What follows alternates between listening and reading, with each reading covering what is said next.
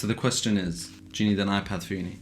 Now that is one of the most frequent questions I get on a regular basis. I'm getting hundreds and thousands of comments. Well, realistically, just one comment, but you get the point, yeah? I'm getting asked that a lot, so today I'm going to be answering that in a video for you guys. Hey guys, my name's Obada, and I'm a 4th year medical student studying in London. On this channel, I discuss the best strategies and ways of leading a more productive and efficient lifestyle. So here is my trusty iPad. Now, I bought this in 2018, so I've had it for some time. Overall, it's been amazing. There's only been one update since then, nothing major. There's plenty of articles out there whether you should buy an iPad for uni, for college, or for work, but what I'm offering is kind of the opinion of a person who represents the typical average university student. So I'm going to start off with the pros. So first of all, as you can tell, it's extremely thin. It's actually the thinnest Apple device that exists out there, and it's very, very light. So for all you guys who don't hit the gym, this is perfect for you. It's not too heavy on your back or your arms. No. It's perfect if you want to go work, uni, college, all that stuff. It's just really easy, really portable. Another advantage of an iPad is that you could have a SIM inside of it compared to a laptop. It's an extra £150 for the cellular version, but you know, whenever you're out of internet, there's no Wi-Fi hotspots around you, bam, you got a SIM-only contract, you could just use 4G from the iPad. You could technically work a way around that by having your phone as a hotspot, which to be honest, I've been doing since I bought this. This is the Wi-Fi version only, and it's worked out fine for me. I don't have to pay £150, so yeah, that's pretty good as well. So the next pro is that it's powerful and fast.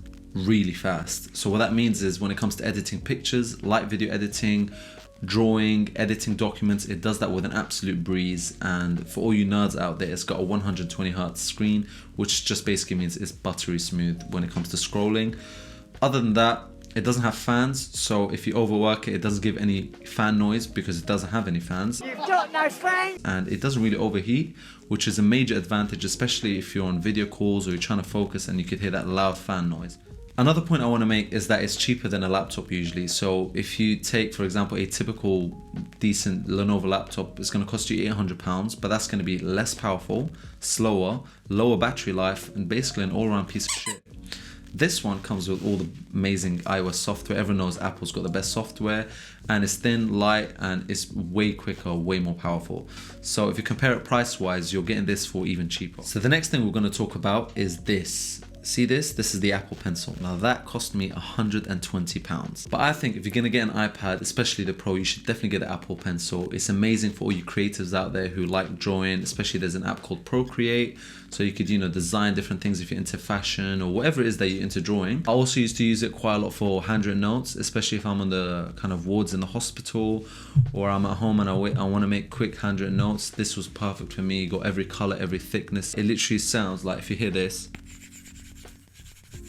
hit that little bit ASMR for you guys, but yeah, it literally sounds exactly like a pencil, so it's quite amazing. And there's an app actually called Notability. There's a new feature on it whereby when you handwrite, you could convert that within one tap into convert into text, which means you can transfer that to an email, a Word document, PowerPoint, whatever it is, which means you get the best of both worlds. You handwrite and then you got the ability to within one tap convert into a actual Word doc. So another pro about owning an iPad is that it has the Apple ecosystem, which means if you got an iPhone, an Apple Watch, or a MacBook, it just works super smoothly with them and it just syncs across all your devices.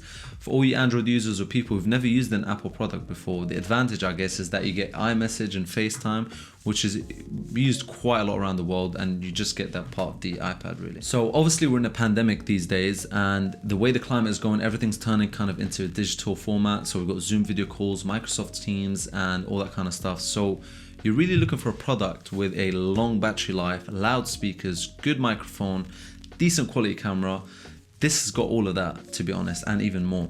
So what makes it amazing is that if I want to go to a different bedroom or I want to go on a bus or something like that, I want something quick, long battery life, just to snap up, open, and just get into the video conference that I'm in, whether it's a lecture or whatever it is. With a laptop, it's just a bit more chunky. You need to make sure you got your charger with you. With this one, it's just like an iPhone. Like, it lasts definitely throughout the whole day. So you just grab it and go, done, easy.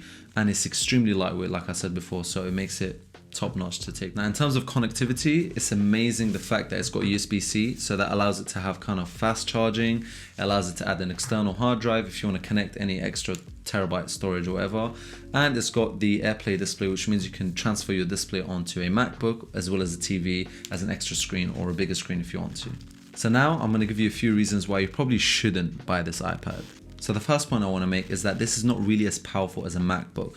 Now, when it comes to MacBooks, for example, you got the trackpad, you got the keyboard.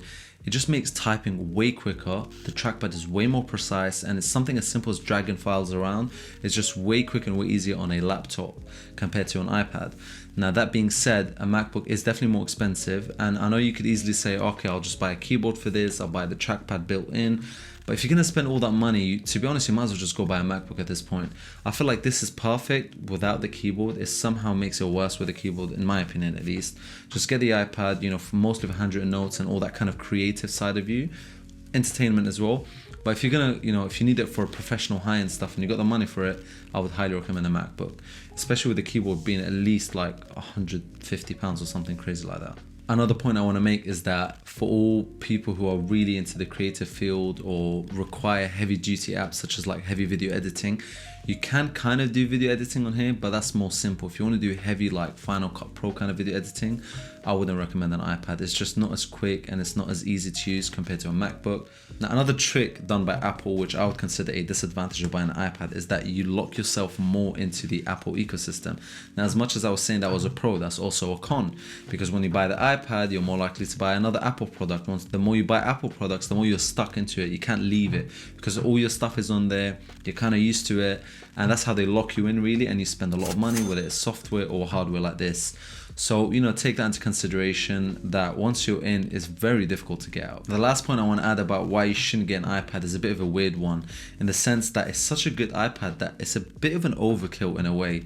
A lot of people, including me, who bought the iPad had the intention of using it for being creative and doing all these kind of interesting things. But when you buy it, you just don't use it for some reason. Now, partially it is because I do have a MacBook Pro that is very powerful, that I don't need to use this. But I suppose if you didn't have a laptop, you would be using it way more. Now, lastly, I would definitely recommend, if you're going to get it, get the smaller screen size, because the bigger one is just too much. You don't need that. Just go get a laptop if you're going to do that. Just get a slimmer one. It's, I think, 11 inches, which makes it quite good, I guess, to take around. So to summarize my opinions, I've split into 3 groups of people. So the first group is that if you got a mediocre laptop, kind of an average Windows laptop or an old MacBook, and you're trying to see if an iPad would be like a kind of a good addition, I would highly recommend buying it. Now, if you're more of the person who's already got a high-end MacBook Pro maybe, or top of the end laptop, and you're thinking, you know, this is an essential, it probably isn't, unless you got money to burn or you're extremely into like almost a professional in the field of like arts and stuff like that, then definitely buy it. And last but not least, if you don't have a laptop, you're trying to find something to replace a laptop or a MacBook, I would say this might replace a Windows laptop, kind of, but it definitely wouldn't replace a MacBook, and I would recommend a MacBook. If you can't afford a MacBook, this is definitely the second best thing out there, 100%. Thank you guys for watching. That's it for today. If you enjoyed the video, please leave a thumbs up. And if you've got any suggestions for any other future videos, just leave it in the comment below, and I'll see you guys in the next video.